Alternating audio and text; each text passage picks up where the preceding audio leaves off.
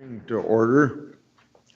This is a hearing of the International Drug Control Caucus, more commonly known in the Senate as the Senate Drug Caucus. We're here for a very, very serious problem that America faces, and I presume to some extent a large share of this globe faces. The distribution of fentanyl and the deaths and trials and tribulations it creates for families. I'm going to be referring to such a small amount of fentanyl that can kill. And this isn't much of a demonstration to hold up, but the few grains of salt that are in here, because I could not procure the actual fentanyl to show you, but 15 or 16 grains of salt, the equivalent of the amount of fentanyl that can kill. And I'm just going to show this once, but I thought we ought to have a picture of how little amount can kill.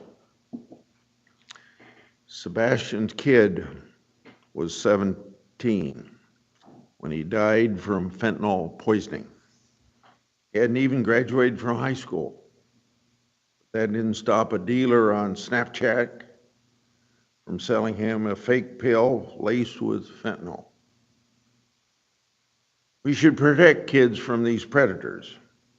So how do adults peddling deadly drugs like fentanyl prey upon Iowa's teenagers? Today's hearing is going to explore how it happens and how we can prevent it from happening. Sebastian's kid's story is, very sadly, not the only story like this. Devin Anderson was 23 and Bailey Arlewine was 22 when they died from fentanyl poisoning.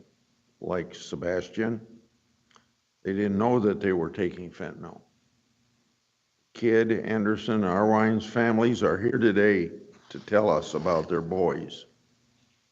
They're here to remind all of us that the 470 Iowans who died last year because of drugs aren't just a simple statistic.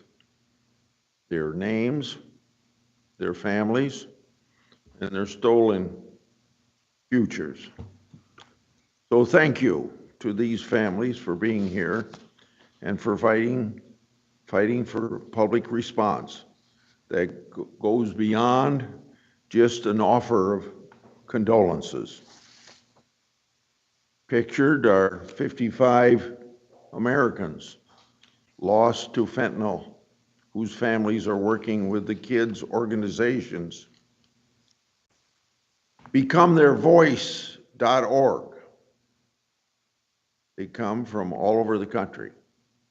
These victims are just a small representation of the over 70,000 lives lost to opioids last year. Most were lost to fentanyl and its related substances. In a few weeks to come, important fentanyl legislation may come to a vote in the United States Senate. That's why we need to have this hearing now. We all know how cheap fentanyl is, how addictive it is, and its high wears off fast. It doesn't grow in a field. Fentanyl is typically made in Mexican cartel-owned labs with chemicals bought from China. With a small tweak, it can fall outside of the legal definition of quote-unquote fentanyl in the Controlled Substances Act. And just 3 milligrams, as I showed you, the equivalent of about 10 or 15 grains of table salt, will kill a grown man. Fentanyl often arrives in the U.S. through the southwest border. That's where the Department of Homeland Security took these photos that you're seeing now, stashed in natural carvoids, strapped on people's bodies and stuffed in their clothes. This year alone, Border Patrol seized about 12,860 pounds of fentanyl, but we know that is only a very tiny fraction of the fentanyl that makes it into the U.S. In 2021, the Drug Enforcement Administration seized enough fentanyl to kill every American. That's fentanyl that made it through our borders despite Border Patrol's efforts, their very best efforts. From the border, America's highways provide an easy transportation network for the cartels. It's about a 17-hour drive from the southwest border to Des Moines, where we are. It doesn't even take a full day. It's just a straight shot up 35. Nowadays, every state then becomes a border state. Anyone following the news has seen the warnings to stay away from fentanyl, to be careful what objects you pick up and what your kids may mistake as candy. While Americans rightfully heed those warnings, the men and women represented by our law enforcement panel rush towards the threat. We want to thank all of them for our service, like we should be thanking all law enforcement people. The following video shows what is happening on the front lines in the fight against fentanyl. This is about a 3-minute video, so please be patient. It is taking more lives right here in Polk County than any other drug, and it is showing no signs of stopping. Just next to the cardiac arrest. Son's not breathing, and they have already administered Narcan. They are currently doing CPR. For decades, Mexico has been ravaged by violence from deadly drug cartels. The multi-billion-dollar industry of narco-trafficking is one of Mexico's biggest exports. The most powerful is the Sinaloa cartel. Almost the 70% of the world is infected by this cartel. ¿Esa que estás haciendo ahorita, para dónde va? Todo directamente a la frontera de Estados Unidos. It's U.S. Customs and Border Protection against the cartel. A deadly game of cat and mouse playing out at Arizona's Nogales port of entry. And CBP officers are on the front lines. It seems every time we turn around, they're finding some new concealment method.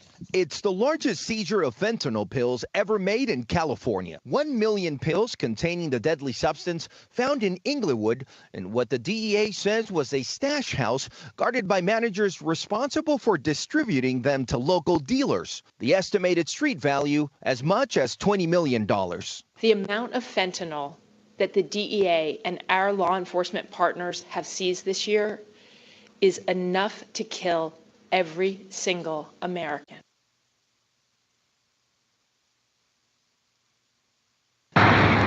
Interstate 35 runs from the Mexican border at Laredo, Texas, to the north shore of Lake Superior in Duluth. It also serves as a key route to move narcotics across the U.S.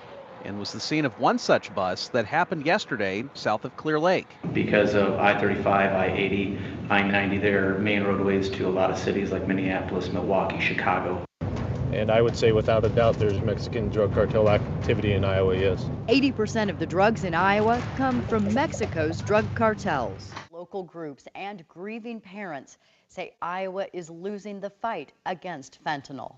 Families are tired of losing their kids. Families are tired of losing their mothers, fathers, uncles, cousins. For now, the Gilliams hold on to each other and memories of Sierra. She was my heart, my soul. They urge people to talk with their children. Let them know they are loved because there is no guarantee there will be a tomorrow. You don't know that one day that they're not going to be there. Well, see a lot of heartbreaking stories there. Stories of lost children. These stories deserve our attention. That's why we're here today. We need to do what we can to prevent other families from experiencing these same losses. This hearing is a step forward in meeting that obligation. Now I'm going to introduce our first panel, the panel of parents and friends and relatives of the people I just mentioned. Today we will hear two panels of witness, so I'm going to introduce the first one, Derek Kidd. Mr. Kidd is here representing the Kidd family. They lost their son Sebastian to fentanyl poisoning on July 30th, 2021. Sebastian was just 17 years old. The Kidds have spent their whole lives in Iowa. Mr. Kidd is a mortgage banker. His wife Kathy works real estate with their daughter Paige. While most siblings have their differences, Paige and Sebastian were extremely close. They were a family of four that enjoyed family board games, fishing trips, and camping adventures. Brooke Anderson, the next witness. Mr. Anderson is here to represent the Anderson family. They lost Devin to fentanyl poisoning February 24th, 2022, when Devin was just 23 years old. Devin was close to his family. He spoke to his mom nearly every day about his friends or work. Sometimes he'd text her was just telling her a joke. He loved to tease his younger siblings. Devin had three brothers and one sister. Miss Anderson has spent her whole life in Iowa, where she works with individuals who have intellectual disabilities. Lori Arwine. Ms. Arwine also joins us today from the Arwine family to talk about her son Bailey. She was born and raised here in Iowa. Ms. Arwine grew up on a farm in Dunkerton that her dad still farms to this day. She met her husband Hans at Dunkerton High School. They've been married for 36 years and have three children, including Bailey. Bailey died of fentanyl poisoning on April 4th, 2022. He was 22 years old. So I know it's hard for you folks to come here and tell us your story, but by telling your story, you'll be helping bring this terrible problem that we're discussing today to the attention of more people and hopefully save a lot of children, young people, or even adults that don't know about this serious problem and prevent some deaths. We will hear from Mr. Kidd first, then from Ms. Anderson, and then from Ms. Arwine. Would you please proceed?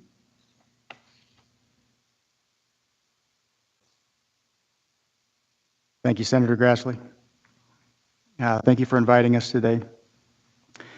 My name is Derek Kidd. My wife Kathy and I are the co-founders of BecomeTheirVoice.org and advocates for the lost voices of fentanyl. Our son Sebastian Alexander Kidd was entering his high school, senior year in high school.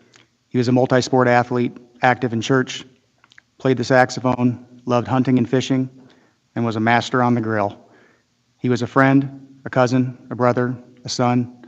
He was known for his beautiful eyes, infectious smile, and wonderful heart.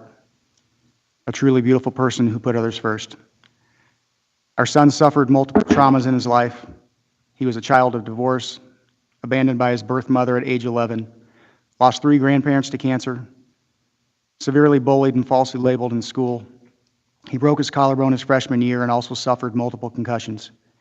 He was diagnosed with anxiety and depression and was put on medication for all of these reasons. Our son went through absolute hell and still put a smile on his face every day.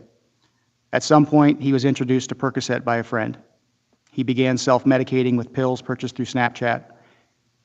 He didn't know the pills were fake or contained fentanyl. He couldn't stop taking them. However, after his death, we were told by some of his friends that he encouraged them to quit taking the pills. You see, it was important for him to save others because he knew their pain. But he couldn't save himself. On July 30th, 2021, he took half a pill before bed and he never woke up. We found our son slumped over his bed the next morning. That image will haunt me for life. He was supposed to leave that day for a long-awaited trip to Arizona with his aunt and uncle. He never made it. He didn't want to die. If the half pill that he took had actually been Percocet, he would still be here. He would still have a chance. Now let me tell you what I lost. I lost a piece of me that day. The boy that I raised to be a man, to always do the right thing, to stand up for people, to put others first and love everyone, to respect his elders, and to treat everyone with kindness. I lost the boy I coached in soccer for 10 years, knowing that when his senior year came, they would make a run at the state championship. I lost proudly walking with him on senior night with his arms around his mom and me, watching him get ready for prom and walk down the aisle to get his diploma. I lost seeing my son and daughter go from having a love-hate relationship to being two of the closest siblings you could ever imagine. I lost hearing the constant laughter, bantering, and sarcasm between them. I lost seeing him get married and giving my speech at his wedding, telling him that marriage and love are hard but worth every second. I lost seeing him dance with his mama, seeing my son's face when he had his first child.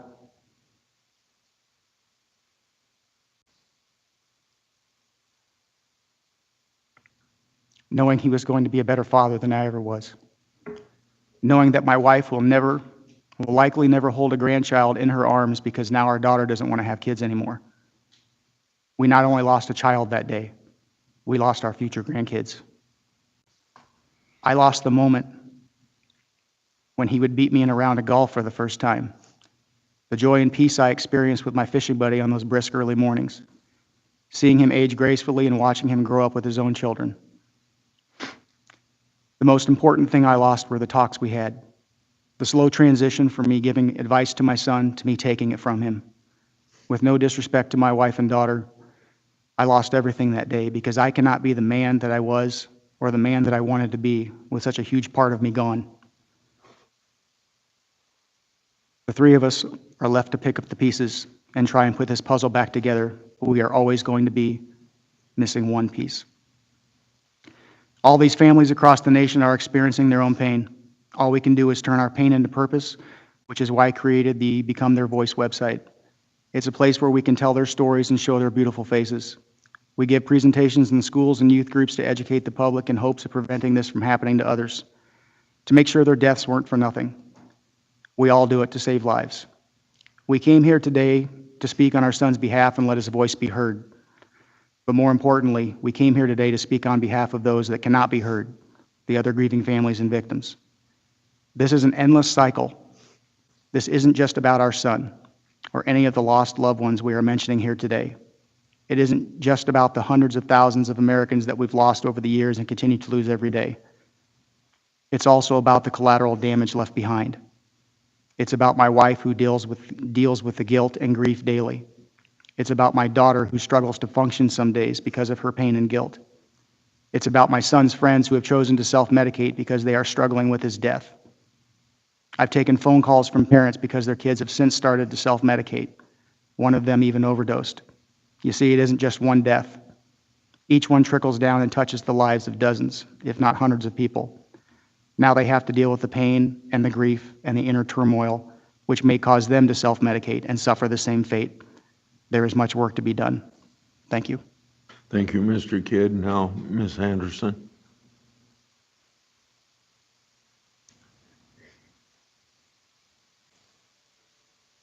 Good morning. My name is Brooke Anderson. I am the mother of Devin Anderson, who was found deceased in his bedroom on the morning of February 24th of this year. His toxicology analysis showed that he did not have any other drugs in his body other than fentanyl and nicotine. Prior to my son's death, I had never heard anything about synthetic fentanyl in the United States. The hearts of Devin's family members have been completely shattered by his devastating loss. I attend mental health therapy as well as both of my younger two children now. I am here to tell you that Devin's struggles were not a death sentence until he discovered a counterfeit pill called an M30. The spread of fentanyl has been steady and deadly in Iowa and across the United States. The CDC estimates that more than 108,000 people in the United States died of drug overdoses between February 2021 and February 2022.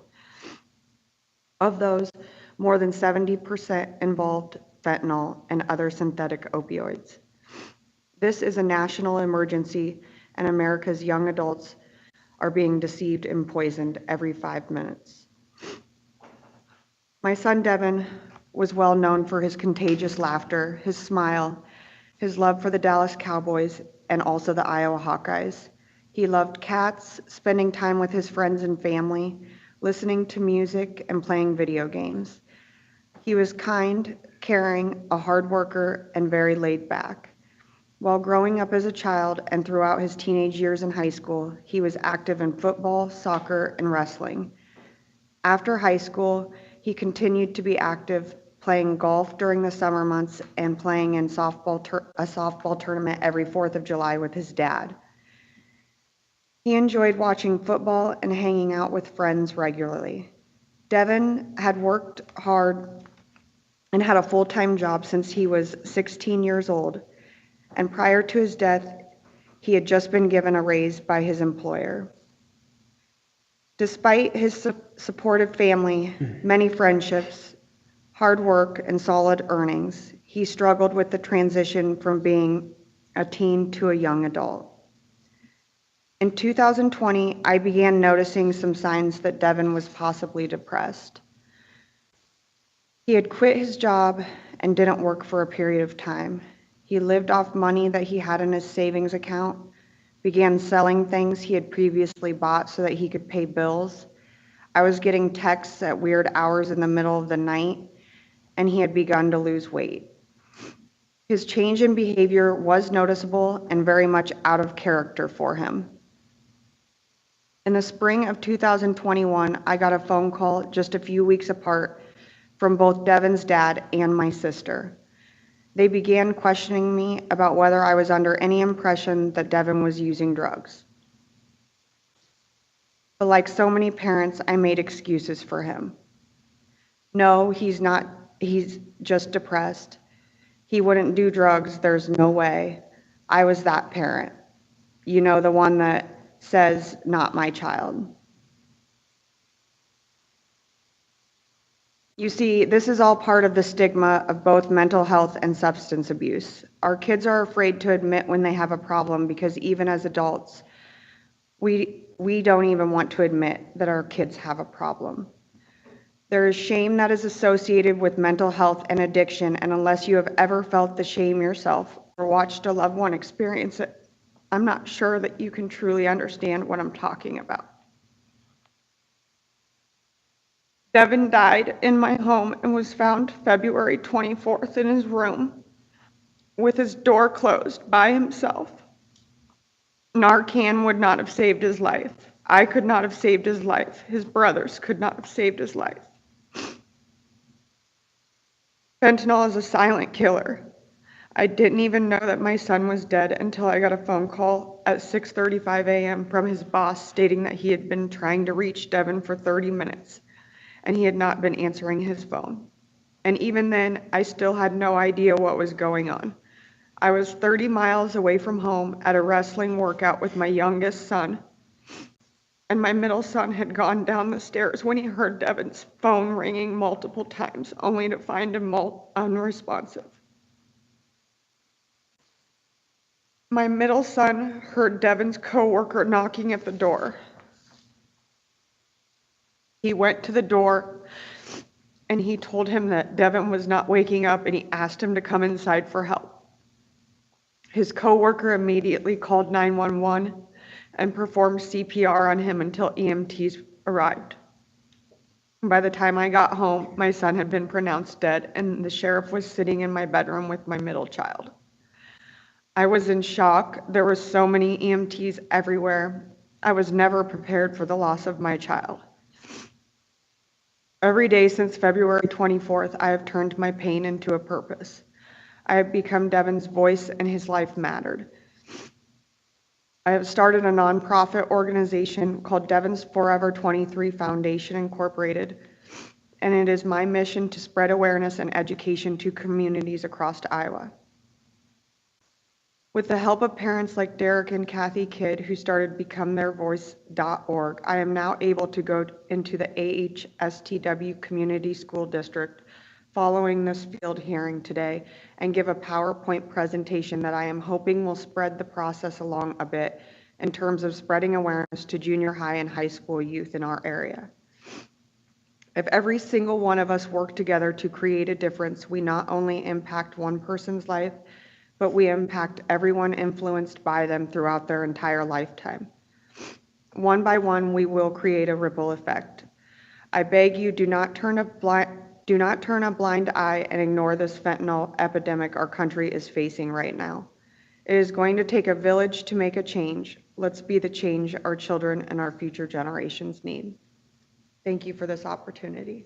Thank you, Ms. Anderson. Now we go to Ms. Arwine. Thank you, Senator Grassley, for providing us with an opportunity to speak today and share the story of our son, Bailey, who died from fentanyl. My name is Lori Arwine, and my husband, Hans, and I lost our youngest son, Bailey, to an accidental fentanyl overdose almost 7 months ago. I want to take a minute to share with you who Bailey was and who was impacted by his death. Bailey was our youngest son and was only 22 years old when he passed. Bailey was our blessing baby.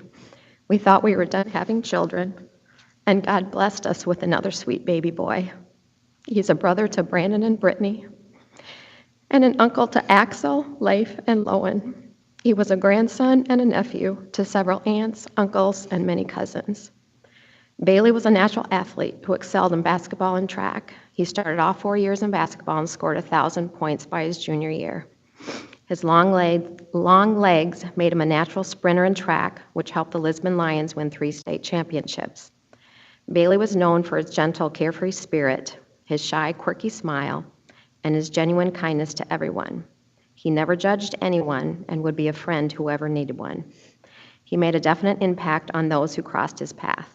There were over 500 people who attended his visitation and celebration of life, which is a testament to how many people's lives he's touched and were impacted by his death. April 5th, 2022 is the day all of our lives changed forever. I remember that afternoon sitting at my desk at school, watching my husband walk through the door. I could see the look of intense pain in his eyes. And when I asked what was wrong, he uttered 3 small words that still haunt me. Bailey is gone. We learned that Bailey had bought Xanax from someone he used to work with. Bailey had FaceTimed his best friend to show him the pill he bought because he thought it looked different. His friend told him not to take it because it looked like a pressed pill. Unfortunately, Bailey still took that one pill.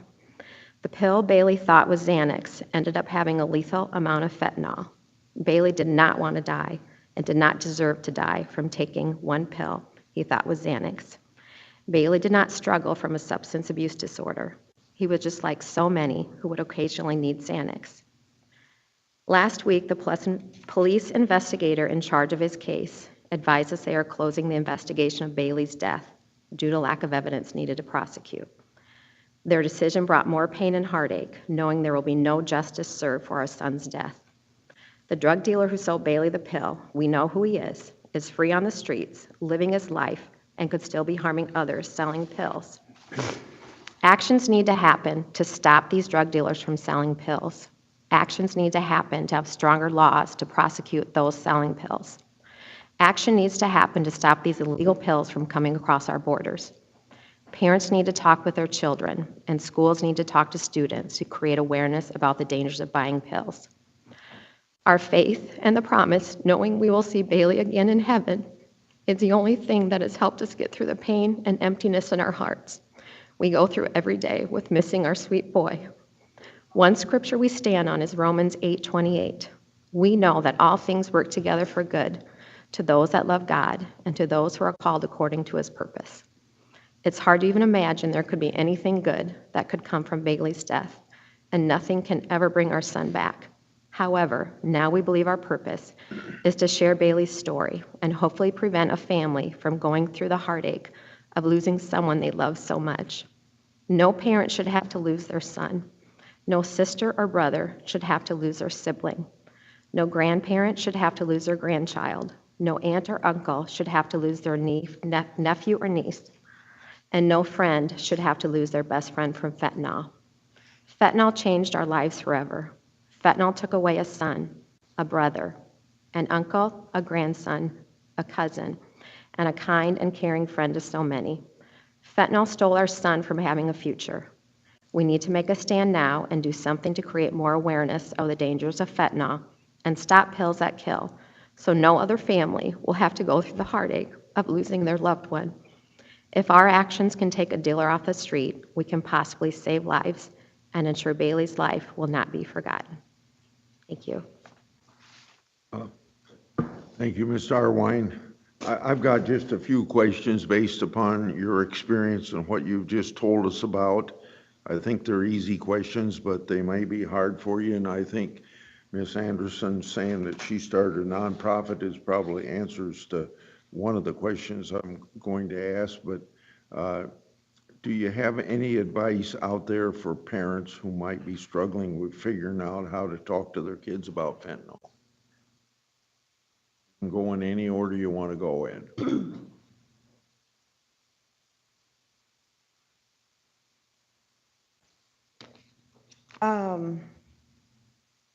Well, first of all, I made the mistake when I found out that Devin was having some substance abuse issues of only focusing on his mental health. And I truly believe that in order for someone to succeed in a substance abuse treatment program, they need to also at the same time be getting help with their mental health. So I guess that's my advice to parents, is not to treat the two issues separately, because they're not. And I guess it's hard for me to explain, like when I'm put on the spot like this, but if you treat a mental health disorder, it's not going to make the addiction go away. And if you treat the addiction, it's not going to make your mental health disorder go away. You have to treat them both together.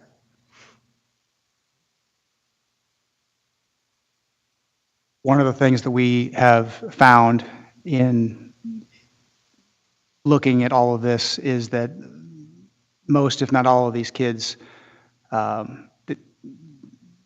they've gone through something, and it could be something as simple as bullying or peer pressure, or there's some commonality there. There's some stresses. There's something there. So I think that my advice to the parents would be that you need to address and pay attention to the underlying issues, because they are not just taking or trying or experimenting pills or drugs or anything else just to do it. There's a reason that they're doing it. These kids that go through traumatic divorces, that have problems in school, that have issues with bullying, that have, if they're isolated, just like we had through the pandemic, there's something common with a lot of these kids that's causing them to take something. So I would not turn a blind eye to that. I would pay attention. It's readily available. It's out there. And if you aren't talking to your own kids and, I guess, communicating and making a connection with them, somebody else will. Darwin? Well, our son didn't struggle from a substance abuse disorder. He just would dabble in it. He would smoke the occasional marijuana. We know he would get something from his cousin. So this was a shock to us, knowing that it was just that one pill that could kill our child. Just love your children. Be there for them, talk to them, support them, love them unconditionally. That's all.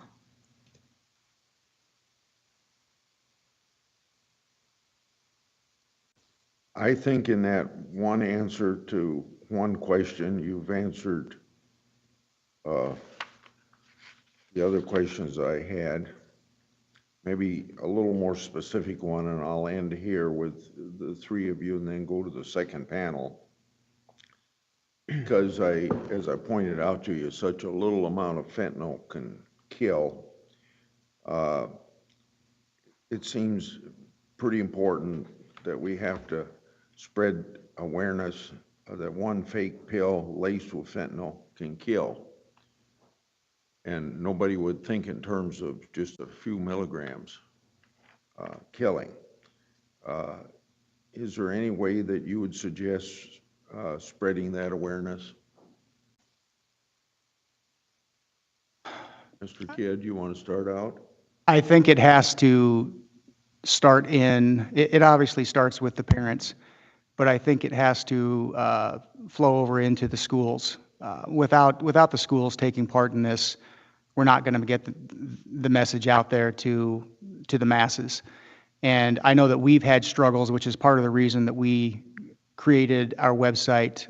We wanted to create a tool for ourselves and the parents across this nation to approach the schools. I had several conversations myself with principals, and other people within the schools, and it wasn't received well trying to get this information out there. And I don't know if it was because of their policies, but if we can't attack this, through the schools and through the parents and make them aware, it's going to be a lot more difficult. We're finding that there are so many people out there that really have no idea, and I think that they'll agree that as a parent that's lost a child, there's nothing else that compares to it. And when it involves drugs, there is a stigma there, and we can tell our friends and even our family for that matter, and we can talk about it, but there is still that stigma there, and they still have this mentality, most people, that it won't happen to my child. My child is, I have a good kid. They don't get involved in that stuff. We are hitting barriers and walls just because of the stigma and the mentality associated with it. And it's going to take a joint effort, as Brooke said. It's going to take a joint effort in order to tackle this, to drive that stigma down and to get the word out together. Either of you two want to add to that anything? Anderson? I just agree with everything that he says, and I also want to point out that fentanyl can be in anything. It can be in marijuana, cocaine, meth, Adderall, Xanax, these M30 pills. And so I think it's important for younger youth, maybe starting at junior high age, to realize that when they start to think about, if they're peer pressured into trying something, there is a chance that fentanyl could be in it. Darwine? I agree with Mr. Kidd and Ms. Anderson that we need to talk to our kids. We need to talk to the schools. We need to create awareness that it will, in our case, just take that one pill to kill a child, and you don't know what that pain feels like until you lose someone you love. And I agree with Mr. Kidd about the stigma. Nobody wants to talk about it, but it's out there everywhere. And like you shared, it's in marijuana. And we just need to really talk to our students and our children and just say, don't buy anything off the streets. I don't have any more questions. You folks are welcome to stay if you want to listen to the end, but also you're welcome to go if you want to. So just whatever is your pleasure. It's my privilege now to introduce our second panel, law enforcement agencies leading the fight against fentanyl. We have Stephen Kagan. Mr. Kagan is Assistant Director of Countering Transnational Organized Crime at Homeland Security's Investigations. As Assistant Director, Mr. Kagan oversees investigations that disrupt and dismantle the transnational criminal organizations pushing drugs like fentanyl and hopefully keeping them out of the United States. These investigations target money laundering, bulk cash smuggling, drug trafficking, violent gang activity, and human smuggling.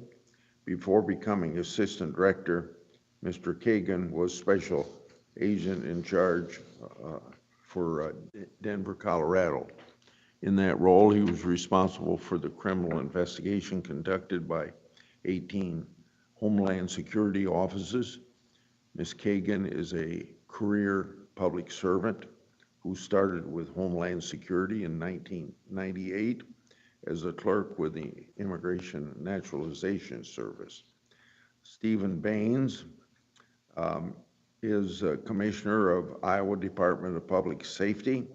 He previously served as an Assistant U.S. Attorney here in Des Moines, where he coordinated the Department of Justice Project Safe Neighborhood Initiative.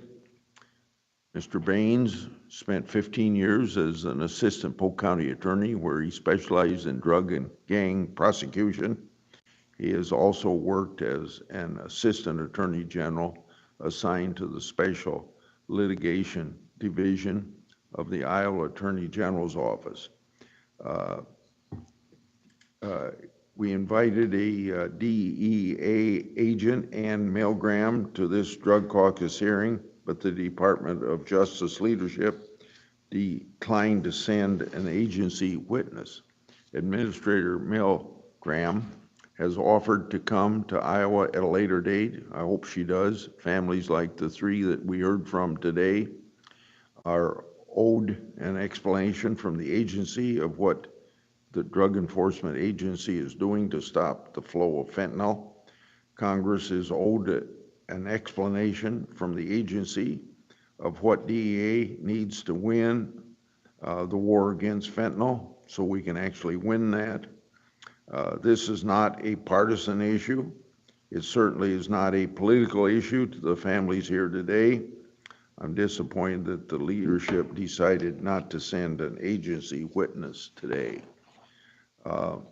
Before we hear from Mr. Kagan and Mr. Baines, I want to once again thank you folks for coming and telling a very tough story, but a very needed story. Now, Mr. Kagan, will you start out, and Mr. Baines? I first want to start with, as a father of two kids just down the I-80 corridor in Colorado, you all are very, very strong. That's very impressive, and we've been fighting this fight for a long time, but have nothing that you all have going on in your hearts, so I just want to recognize how strong that is. Senator Grassley, thank you for the opportunity to appear before you today to discuss Homeland Security Investigation's efforts to disrupt the flow of fentanyl entering the United States through Mexico, and to combat transnational criminal organizations responsible for fueling the deadly overdose epidemic. This field hearing could not come at a better time given the threat posed by fentanyl. As we just heard, and similar stories such as these reverberate through the nation, fentanyl, methamphetamine, and other dangerous drugs continue to inflict massive harm on American families. As the principal investigative component of the Department of Homeland Security, HSI is responsible for investigating and dismantling the transnational criminal organizations that are flooding the United States with drugs fueling this epidemic. To do this, HSI conducts criminal investigations at every location in the illicit supply chain. Internationally, where TCOs operate and manufacture illegal drugs. At our nation's physical borders, where smugglers attempt to exploit America's legitimate trade, travel, and transportation systems. And in our communities, where criminal organizations earn substantial profits from selling synthetic drugs. And on the darknet, where increasingly tech-savvy TCOs have replaced hand-to-hand drug sales with anonymous cryptocurrency purchases. In addition to combating narcotics, HSI attacks the criminal networks that source the smuggle of U.S. origin firearms and ammunition to Mexico, fueling violence and enabling cartels to flourish. Today, Mexican cartels serve as a principal source of illicit opioids, which are synthesized using precursor chemicals sourced from China and other foreign nations. Disrupting and dismantling the fentanyl and methamphetamine precursor chemical supply chain is an integral element to HSI's approach to stopping the flow of illicit drugs. These precursors serve as fuel the cartels need to manufacture their deadly drugs destined for American cities and streets.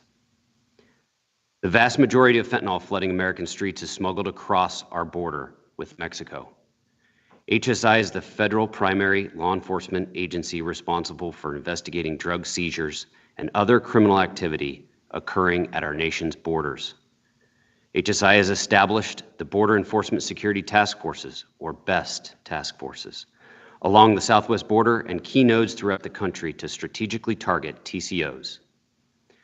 For instance, HSI office in Omaha staffs the BEST team that works along the I-80 corridor in Iowa and Nebraska. The Omaha BEST team works to combat illicit transportation of narcotics destined for communities throughout Iowa. HSI's BEST comprised of over 200 federal, state, local, tribal, and international agencies, representing one of the agency's premier tools for turning simple border seizures into TCO toppling investigations. HSI field offices in Des Moines, Cedar City, Sioux City take pride in the network of law enforcement partnerships, which include over a dozen state and local enforcement agencies within Iowa, as well as host federal agencies. These robust partnerships enable HSI to combat TCOs engaged in illicit trafficking, as well as other cross-border crimes, which greatly increase the safety of people in Iowa. I wanted to share one recent example conducted by our office in Des Moines that resulted in the seizure of heroin and arrest of a convicted narcotics smuggler. February 3rd, 2021, CBP officers seized a parcel from Mexico at the FedEx International Mail Facility in Memphis after discovering more than 1 kilo of heroin with a street value of over $100,000 concealed within a pair of sandals. The package was destined for an address in Alexander, Iowa. On the screen in front of you are images of the seized parcel containing heroin-laden sandals. HSI special agents subsequently conducted controlled delivery of the package at the residence in Alexander, Iowa, which resulted in 1 arrest.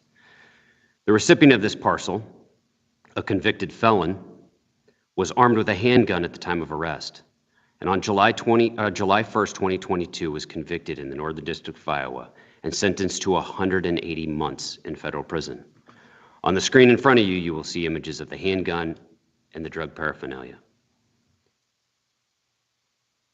The illicit drug supply chain fueling overdose deaths throughout the country begins abroad, but ends on Main Street. Working alongside our domestic and foreign partners, HSI remains dedicated to stopping illicit drugs at every location within the supply chain. Sir, thank you for the opportunity to appear before you and for your continued support of HSI and the critical role it plays in attacking criminal organizations responsible for fueling overdose epidemic. I look forward to the questions today. Thank you. Thank you, Mr. Kagan. Now, Mr. Baines. Thank you, Senator Grassley. Stopping the flow of poisons like fentanyl and methamphetamine into our communities remains one of our highest law enforcement priorities. And for a moment, I'm going to step aside from my prepared remarks because after hearing from the kid, the Anderson, and the Arwine family, I feel compelled to do so. There is a common misconception that I believe pervades this country at times, reference that drug trafficking is a nonviolent offense. Hearing the pain from the kid, the Anderson, and the Arwine family, I would challenge that notion to my core. Bailey, Sebastian, and Devin didn't overdose. They died a violent death. To use a term like accidental overdose, with all due respect, is too polite, in my estimation. I'm convinced they were killed. In my humble opinion, they were murdered. They were poisoned. And had this not been fentanyl, but rat poison or arsenic or ricin, we'd be treating it, as we should, as a homicide. So from the bottom of my heart, my condolences. Hearing you talk, hearing the kids talk about Sebastian. I have a senior in high school right now that had his knee rolled up in his last football game. And after hearing the kids talk a couple of months ago, I had to sit my son down and say, I know you're struggling with a knee injury. I know you want to play in your last playoff game in football. I know there may be someone at school that says, hey, take this Oxycontin, take a Percocet. You can get through the game. You continue to help your team. And I had to tell him, it's not worth it. Because you could fall victim just like Sebastian did. You think you're treating your knee injury, you think you're being a good teammate, you're trying to struggle along to maintain your dream of playing football, and it could kill you. So like I said, I digress for a moment, but I would challenge anyone here that says drug trafficking is a nonviolent offense. And as a drug prosecutor for over 15 years, and now as the commissioner of the Iowa Department of Public Safety, I've heard time and again from suffering individuals that they would not wish their addiction on their worst enemy. I've had folks tell me that recovering from a gunshot wound is far easier than recovering from an opioid addiction. The influx of fentanyl coming into Iowa is touching every corner of our state. Both urban and rural communities are reeling, especially as these highly addictive and deadly opioids are being mass marketed and falsely branded as prescription pain medications like Percocet or Oxycontin. Even though Iowa maintains one of the nation's lowest drug overdose death rates, ranking 46th among all states, we're still experiencing the same trend that's playing out across the country. The Iowa Department of Health and Human Services reports a 34% increase in drug overdose deaths since 2019, rising from 350 total deaths to 470. By contrast, Iowa on average has about 35 to 45 homicides a year. And think for a moment the amount of time and effort we pour into solving those crimes. And here we're talking about 470 lives, 10 times that amount. This includes a 64% increase in overdose deaths caused by opioids and a chilling 120% increase in drug overdose deaths involving young Iowans under the age of 25. Last year, illicit fentanyl was implicated in 83% of all Iowa opioid-related overdose deaths, compared to just 31% 5 years prior. The volume of fentanyl being seized by law enforcement throughout Iowa is shocking, even to the most veteran narcotics agents and drug chemists. To be frank, I'm surprised our overdose deaths aren't higher. Put that concern into context.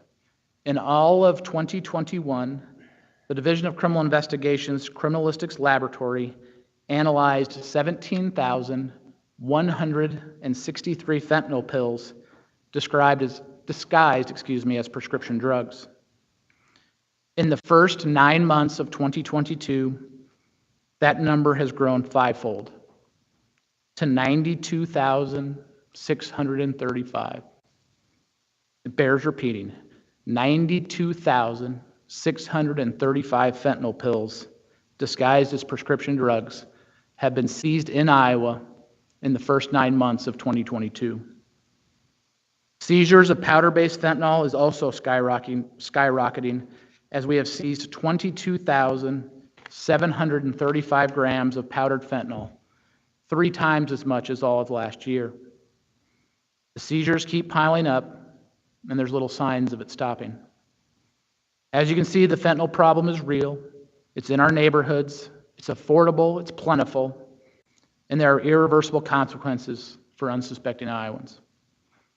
Drug traffickers, predominantly from Mexico, are using makeshift pill mills to turn fentanyl powder into pills that have the color and markings of prescription drugs.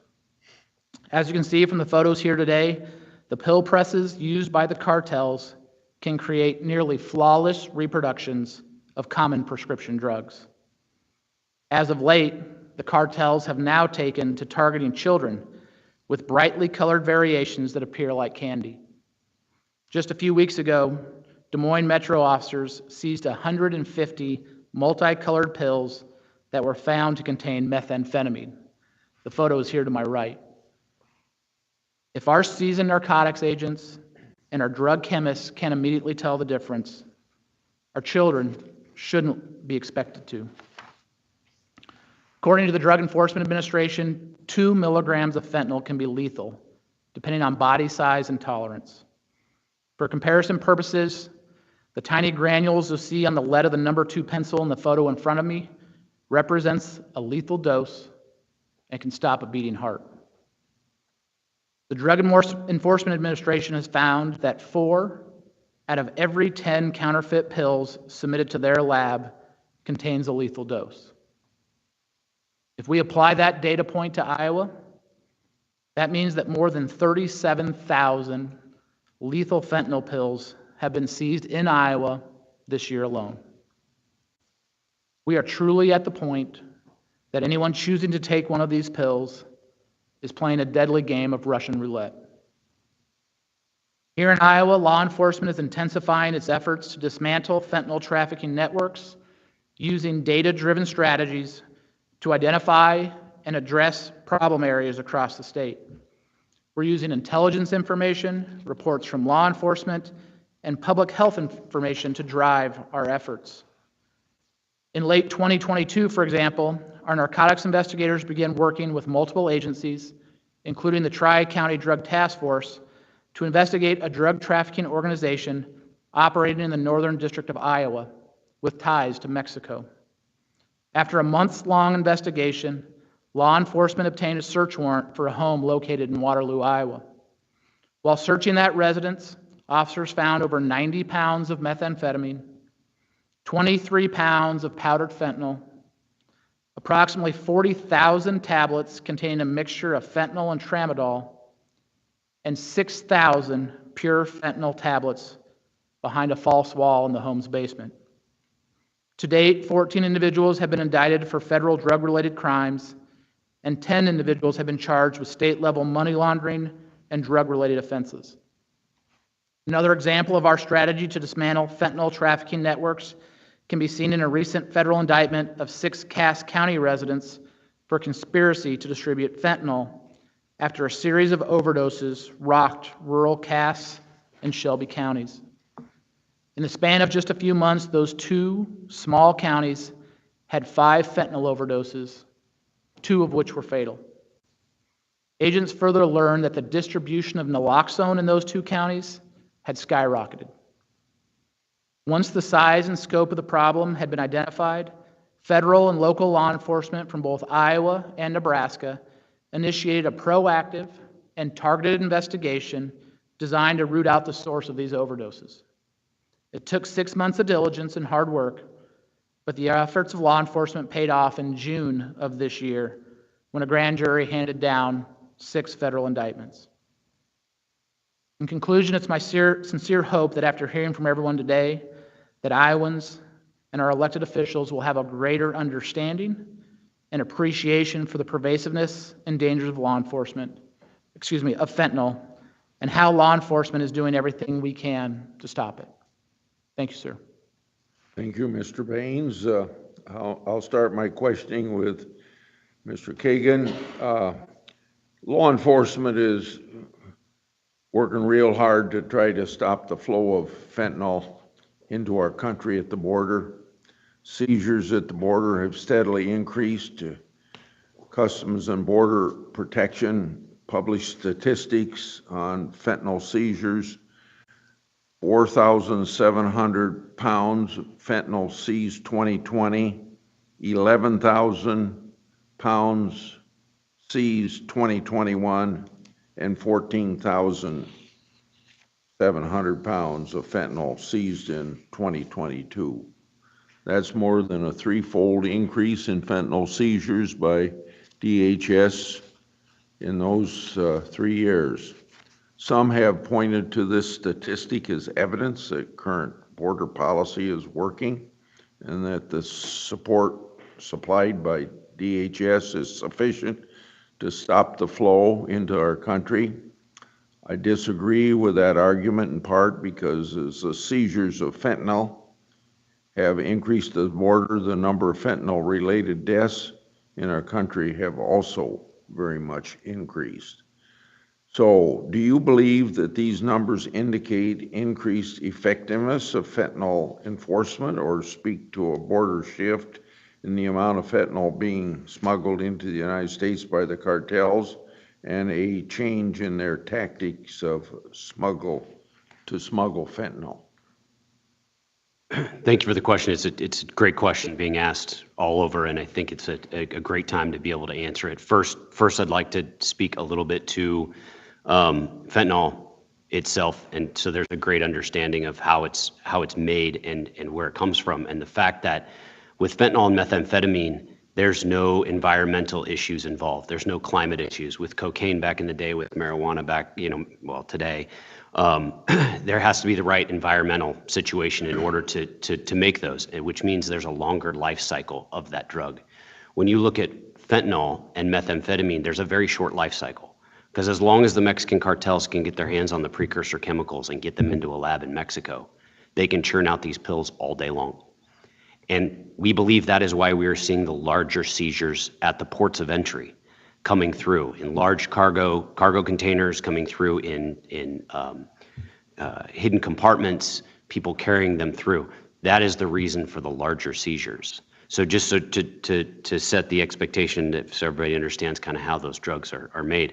Now to answer your question on larger seizures, does that mean that we're stopping more? I believe that means that there's more coming across. There's more coming across those ports of entry. We're seeing larger seizures. We can do more. The federal government, I'm not here to speak on behalf of CBP, but I usually testify right next to them all the time. We can do more. We just need we need more resources on the borders and the ports of entry. But to flat out answer your question, no, I think it's greater effectiveness, but I also don't think that we're stopping all the drugs that are coming in, and that is very evident today. Also for you, just a few years ago, fentanyl was being shipped directly into the United States from China. But in 2021, the U.S. Postal Inspector reported an 81% decrease in international fentanyl seizures, a 174% increase in domestic fentanyl seizures, and that there have been no fentanyl seizures directly from China since 2019. Does this data match DHS's findings, and how fentanyl's reaching the United States? Yes, it does as it pertains to the U.S. Postal Service. What we saw is in 2018 and 2019, there was two major pieces. A push, thanks to everyone, but a push through Congress to change a few things, and also China scheduled fentanyl as illegal. And what that meant is that in China, they stopped manufacturing fentanyl. That's when we were getting the pure fentanyl coming in through international mail facilities and then hitting the U.S. Postal Service and hitting the streets of America. That paradigm shift after 2019 switched to the Mexican cartels working with transnational criminal organizations in China to procure precursors. So the precursors chemicals, also we call them precursors and pre-precursors because it gets very diluted. So they're getting precursors out of China, coming over the water and landing in Mexico and being handed off to the Mexican cartels. At that point, the cartel moves the precursors into their super labs. And that's where all these pills are pressed. That's the M30s. That's what's ending up in the streets of America. So that is the paradigm shift and why we don't see these pills as much coming through the U.S. Postal Service, because the majority of the drugs have shifted. They're coming up through Mexico, then they're hitting our nation's borders and ending up on the streets of America. That's, for my organization, for HSI, that's what we specialize in, which is that supply chain.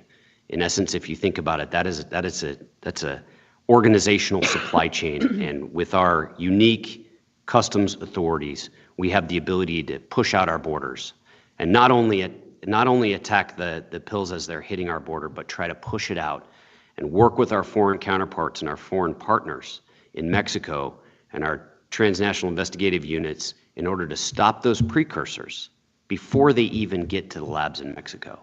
So our goal is to not wait until it gets to our borders, not wait until it gets to our city streets. Our goal is to hit that to seize that, stop that, seize that, and destroy it either on the ocean before it gets to Mexico or once it gets to Mexico, working with our foreign counterparts. Expand on what you said, you inferred in your first question more resources were needed. Is that just personnel, or is it beyond personnel, the resources that you need? It's beyond personnel. I just mentioned our transnational criminal investigative units, also known in our sphere as vetted units in Mexico. So HSI has 40 Mexican federal police officers, prosecutors, and customs officials in Mexico who work on, as I say, just to be totally honest, work on behalf of the American people. They are a very specialized unit sitting in Mexico, and the unique authority that they have is the customs authority. So when that container hits the port of Manzanillo, Mexico, it can never go any further, and it's seized by our foreign counterparts. The one sticking point that HSI needs a congressional fix is we don't have the ability to pay stipends for these people. We all know they don't make nearly as much as law enforcement in the U.S., but they're putting themselves in harm's way on our behalf. So one of the things that we are looking for in order to, again, stop those drugs before they even get to the border is to give us the authority in order to pay our Mexican counterparts stipends, those folks that are helping us work this problem set. That is the number one, because I look at it as how do we stop this further out before it even gets to our borders? The second piece would be the fact that HSI has over 3,700 federal assets ready to throw at this problem. But sir, you and I believe are going to discuss that at a later date. But that's the stipends for TCIU members is definitely a big point for us. Let me go to Mr. Baines for a couple questions. It's been said that in every state, well, it's quite common because we know that the stuff at the border spreads eventually to all 50 states. So states like Iowa that aren't on the border still are affected by the cartel's influence. Can you identify what cartels are operating in Iowa, explain how they run their operations, and provide examples of what they're doing in this state? Absolutely. Thank you for the question, sir. You know, the main cartels in Mexico are here in Iowa. There is no difference. They are here. What we are really seeing happening is historically what we used to see, and then this is my time as a drug prosecutor, is that there was always a pipeline to Iowa. But the stops on the pipeline were far more frequent. So what we used to see maybe 15, 20 years ago was if 100 pounds of methamphetamine came across the border, it would stop in Laredo. And that 100 pounds would get divvied up into 20-pound increments and sent 5 different places. One of those places may be Oklahoma City. And so then that 20 pounds of methamphetamine would end up in Oklahoma City, and then that 20 pounds would get divided up into 5-pound increments. And then from Oklahoma City, it would go to Kansas City and get divvied up again into 1-pound increments, and then a 1-pound increment would make it to Iowa. So we saw multiple stops on that pipeline. What we are seeing now is the pipeline between Mexico and Iowa is becoming far more direct, and there are far fewer stops on that pipeline, and that is why we're seeing such large seizures here in Iowa. The example I can give you of that is in 2019, we were able to identify 16 cases that our Division of Narcotics Enforcement agents worked that had a direct evidentiary tie to Mexico. In 2020, we opened up 13 cases with a direct evidentiary tie to Mexico. In 2021, that jumped to 39 cases. It tripled in the span of a year, where we're now opening 39 cases a year with direct evidentiary ties to Mexico. And as we sit here today, we're pushing about 30 cases for this calendar year as well, and we expect that we'll eclipse 39 the year prior. And so it is an accurate statement to say that most of our communities cannot take the position that we're not a border community because the pipeline is direct. The cases and the data support that notion, especially in the way of case openings here in Iowa. Okay, Mr. Baines, also for you, the Federal Bureau of Investigation's Crime Data Explorer shows a steady increase in violent crimes that are also involve drug offenses in our country. For example, in 2018, the FBI reported 6,182 violent crimes that were linked to drug violations. In 2021, FBI reported 10,674 compared to that 6,182 violent crimes that were also linked to drug addiction. Iowa also saw 470 drug overdose deaths last year, up from 419 in 2020 and 350 in 2019. So question, what is Iowa's department that you had seeing in the field with respect to the rise of violent crime within the last 2 years, and how is the crime wave related to drug offenses in Iowa, if at all? The tie between violent crime and drug trafficking is significant. A great number of our robberies that we investigate, a great number of the homicides that we're seeing have palpable drug connections throughout Iowa. We are seeing instances where what we would commonly call drug rips, where an individual sets up and says, hey, I want to buy 10 fentanyl tablets, and when those individuals show up, there's a strong armed robbery that occurs. To put a little bit of a data point on that, I had inquired of the Des Moines Police Department to look at the last 2 years of homicides here in Des Moines, and there was a total of 28 homicides here in Des Moines over the last 2 years. When we look at kind of the genesis or maybe some of the background story to those homicides and maybe what drove those homicides, 42% of those homicides had a direct correlation to drug trafficking. So 42% of the homicides that occurred in Des Moines in the last 2 years had an identifiable evidentiary tie to drug trafficking and was believed to be the motive in some regard.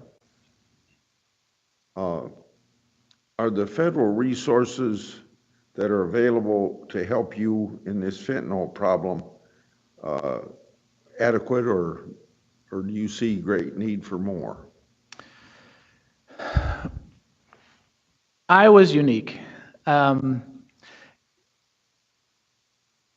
federal resources that we see come into Iowa are mostly administered by the Department of Public Safety for the most part. We have great relationships, obviously, with our HSI partners, with DEA and ATF, but the reality of the situation is their personnel footprint in Iowa is fairly small. Based on population, it's understandable. And what that really creates, though, is a synergy where we must operate with task forces. And that's how we utilize our folks, is our Division of Narcotics Enforcement agents are embedded in local task forces, many times alongside of our federal brothers and sisters in law enforcement, but also our county deputies, our municipal police officers. And really, we have to attack the problem kind of collectively in that fashion. Otherwise, we don't have the resources, we don't have the personnel to pull it off. One of the biggest challenges, quite frankly, that we're facing is finding folks that want to do this job anymore. I have 51 vacancies in the Iowa State Patrol as of today's date. I have the resources to hire people. I don't have folks that want to do this job anymore. It is a struggle. We have talked about whether, do we need to increase recruiting? Do we need to increase pay or benefits, those sorts of things? Quite frankly, my biggest worry is I'm not sure it's either of those in total. My biggest worry is, have we culturally demonized, put an unfair microscope on law enforcement to the point where service-minded men and women don't want to do the job? You don't know how much I hear that from police departments, from mayors. And I bet every senator hears that as well. Demoralization of law enforcement and how that affects recruitment and everything. So it's something that we have to deal with. And there's a couple bills that we have in the Congress to deal with it, but I think they're like a spit in the ocean compared to what the problem is, but we're going to try everything. I'll have one more question to you, then I want to go back to Mr. Kagan. In the first 6 months of this year, the number of counterfeit prescription pills laced with fentanyl found by your department has quadrupled. Which drugs are most commonly being laced with fentanyl? What we're seeing most commonly still is the counterfeit pills, like those that you see in front of me. So that is probably the most predominant, is counterfeit pills that are made to appear like Percocet or Oxycontin or one of your other kind of your common prescription opioids. That is far and away the most common. However, we are starting to see mixed in with a variety of substances. I think one of the family members even mentioned that we're starting to see synthetic fentanyl occasionally mixed with marijuana, mixed with cocaine, mixed with some of the other, I guess what would be politely called recreational drugs maybe, and that is incredibly concerning. We have not seen that here in Iowa to the level that they've seen elsewhere. The troubling piece of it is usually Iowa still tends to be about 6 months behind. And so we fully expect that it will make its way into the heartland here in the next 6 months, just like we did with kind of the rainbow pills that we saw here in the last 2 weeks. We had not seen those in Iowa before 2 weeks ago. And as of 2 weeks, you can see the pictures. I mean, they look like candy. And that is not candy. That is methamphetamine. Back to Mr. Kagan. We just heard from these three families and how they suffer from the loss of a loved one. A lot of these children are purchasing knockoff prescription pills on social media platforms that are actually laced with fentanyl. So what is DHS doing to combat fake pills as one thing? And then let me follow it up with my other question. How are you seeing trafficking organizations using social media platforms to conduct illegal activity? And what can social media companies do to help DHS investigate criminal activity? Senator, you have great questions. These are the questions that bother, I think, us all, right? I heard Snapchat, I hear Facebook, I hear this was hard for me to prepare for last night because some of the last things you all heard about your children is linked to a social media platform. That is very disturbing to me. That is extremely disturbing to me. We all deserve and we all want our privacy. We all want our privacy on our messages that we send back and forth. We all want our privacy. Well, some don't want their privacy on social media, but most people do. When we look at social media companies, I'm not going to point out to one individual company, but social media companies as a whole, with direct messaging capabilities, end-to-end encryption, all these things that we want to keep ourselves safe. But we're not holding them accountable to law enforcement. I just as an education piece, there's multiple social media companies out there that I can be in the middle of a very direct investigation into a transnational criminal organization. And I need information on a very certain person. As somebody said, we know who gave the pill. We know who that was. And oftentimes I reach out to that company with my own subpoenas or summonses from the Department of Homeland Security, And yes, they comply. Yes, they give it to us, but then they turn around and tell the bad guy I'm looking at him. There's a problem with that. There's a non-disclosure act that we don't need. We need these companies to work with us. So I understand that there is a balance between making sure our stuff is private, that we talk about every day as human beings, but they also need to be held accountable. And that accountability is in CALEA. I think CALEA needs to be updated to factor in end-to-end encryption with these companies, and the fact that a company can't just start up one day and offer this absolutely secure platform, but then they don't end up working with law enforcement. So HSI on our front, we work well with a lot of these companies. We have a very robust footprint in our cybercrime center, which coordinates this activity with our state and local partners, with our foreign partners. Our cybercrime center is amazing at working this darknet, but we're only moving further into this world because now everything we do in law enforcement has a social media link. Cartel, we work transnational criminal organization on a grand scale, right? A lot less of the day-to-day, we do have officers that work together, but we're looking at the grand scale. That day-to-day is also very different than the grand scale with the cartels. They don't use the social media platforms as much, but they definitely use the end-to-end encryption in their communications in running their organization. So I believe as an American citizen, I believe that we need to do better in holding these social media companies accountable for their platforms. I think maybe you answered this question as part of an answer to a previous question when you talked about stipends for people to observe what cartels are doing. But because we know this comes from China to Mexico, what efforts has DHS made to intercept these chemicals coming from China, and what tools do they need to cut off the flow of these chemicals from China into Mexico? And I assume those payments you wanted to make was part of that tool. Do you have anything else to add to that question? No, not to add to that, other than if we're going to discuss the border. But if you want to, I mean, if the question is what are we doing to target those precursors? We're uniquely situated because of our customs authorities, that we share trade data with countries all around the world. Mexico, our neighboring partners, Canada, we share trade data. What we do as HSI is we exploit that trade data, and we watch containers, we watch shipments move all around the world. So our Operation Hydra has the ability to watch precursor chemicals leaving China and coming to the shores of Mexico.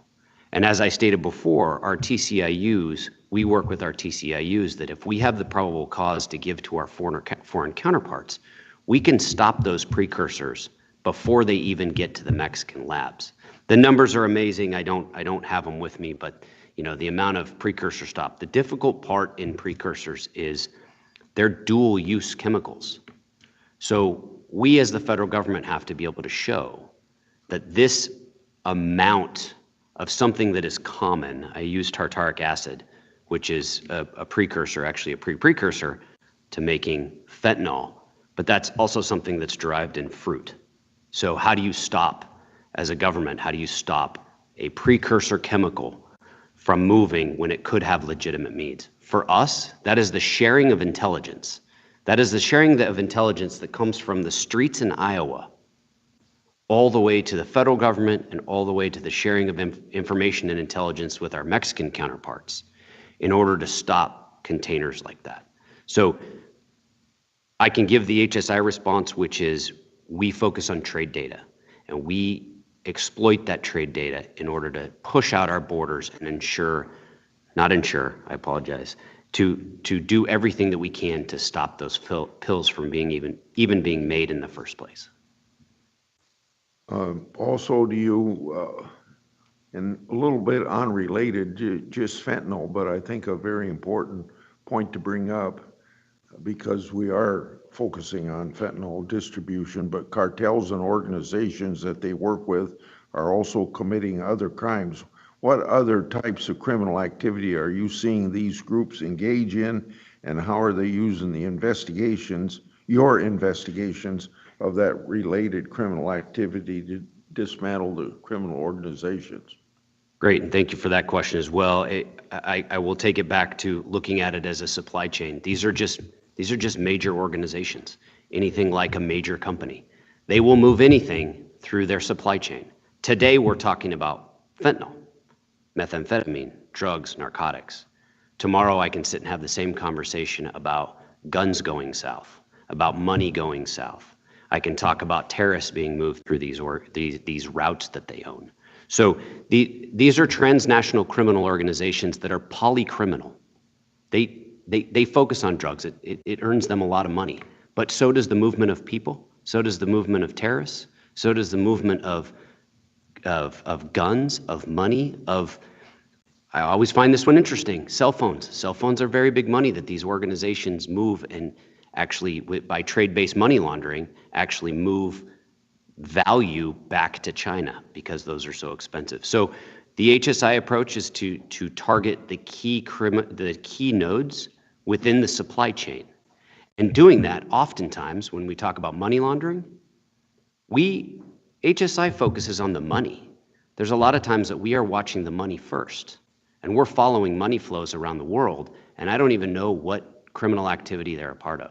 And then later, we identify maybe it's drugs, maybe it's people, maybe it's guns. So these organizations will move absolutely anything through their routes and their pathways, and they have the ability to do it. And that's where we work with all our foreign counterparts around the world to try to stop it. Back to Mr. Baines. I think in Iowa, 83% of all opioids-related deaths were attributable to synthetic opioids. That obviously includes fentanyl. Congress continues to extend the temporary controlled authority for all fentanyl analogs, but this is going to expire December. Obviously, this is a major goal of mine, to get that permanent scheduling of these substances. I'd like to hear from you how fentanyl substances impact Iowa, and if you would like, please comment on why permanently scheduling these drugs is very important. Well, it's absolutely imperative. I believe Mr. Kagan talked about it at times, and I think you did as well, Senator. Sometimes we're chasing the chemistry, and that can be one of the biggest challenges. I know as a former prosecutor, that was one of my biggest frustrations, was that you can literally change a very small pharmacological component or a chemical component, and you've created a new analog that falls just slightly outside existing law. And that is something that we see frequently and is an often source of frustration because by the time we then have allowed the law to catch up, there is damage in its wake. And so being as nimble and as proactive as we can in being responsive to these emerging analogs is absolutely imperative because these groups are sophisticated. They're crafty. They know what they're doing. They're knowing how to lightly walk outside the law and create gray and then create death in their paths. So it is absolutely imperative from an Iowa standpoint. It's touching every community. The thing that has most struck me, I think, in terms of how we've seen drug trafficking shift in Iowa is historically you had to come to the major metropolitan areas to get drugs. If you were a rural Iowan, you were having to go to Waterloo, you were having to go to Des Moines, Sioux City, and then you'd return to your home communities. The amount of drugs that are going into our small towns is chilling. I think of a small town like Hawarden, Iowa. It's a little bitty town up north of Sioux City. I happen to remember it because it's the birthplace of our lieutenant governor. We seized 5, 10, 15 pounds of methamphetamine in the last 18 months from a little bitty town in Hawarden. Armstrong, Iowa, Brooklyn, Iowa. That is really what is troubling to me is the ruralization of drug trafficking in Iowa and how there are large weights going into these small communities. And that's why we're seeing relatively rural communities like Cass and Shelby counties suddenly have a rash of overdoses, is because it no longer is resting in the metropolitan areas. I've asked the questions that I want to ask. I would like to thank Mr. Kagan for coming so far to be with us on this very important issue. And thanks our families that showed up here to tell a very troubling and difficult story that they told us, but you told all America when you tell that story, so we thank you for that. For our two witnesses from the government, I may, if I've left something out, you may get some questions for me to answer in writing, but I think we've covered most of the important things. I'll let my staff be a judgment if I left something out. And did you have something for me that you want me to? Oh, I think it's about the record being open. Yeah. Even though I'm the only member of Congress here, if members of the Drug Caucus that aren't here, if they want to submit questions, they have that right to do it. I doubt if any of them will, but would you be responsive to them if they do as well? So I thank you all for being here. The record will remain open for 1 week for any additional comments that anybody wants to make, and also for those questions that might be submitted in writing. So this hearing is adjourned, and thank you all for participating, and thanks for the public that's been present as well. I hope you'll help us spread the word about the very danger that you've heard about here, both from a law enforcement standpoint and from what it can do to families, because this is a terrible problem and we've got to get it solved. Hearing adjourned.